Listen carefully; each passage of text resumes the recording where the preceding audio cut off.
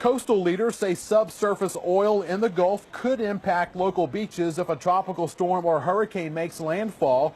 But how bad of an impact and how to clean up oil-tainted storm debris is anybody's guess. They refuse to communicate. We're just a bunch of podunk mayors. Orange Beach Mayor Tony Kennan says BP and the Coast Guard don't have plans in place to safely remove oil-covered storm debris.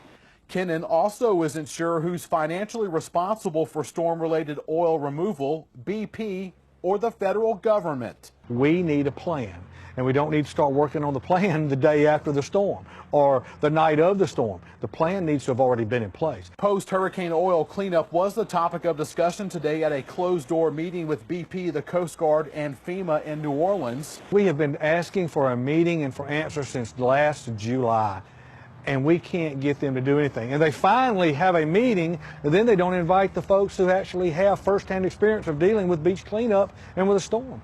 But it's the same thing we dealt with when they came down here to protect us from the oil. When you get a churned up Gulf, the tar balls get worse. So when you get a storm, it's going to get dramatically worse. That's the assumption.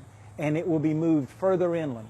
Gulf Shores Mayor Robert Kraft is also concerned. Hurricane cleanup contractors are ready to respond if a storm makes landfall, but the crews are not certified in oil removal. What do we do with the cleanup of the material? Where do we take the material? Who's going to pay for it? Where do you take it? How do you deal with it? It is almost August, and there's a storm brewing out there, a low pressure area right now that looks like it'll become a storm. We know that the probability of hurricanes goes through the roof as we get later in the fall, and we don't have a plan.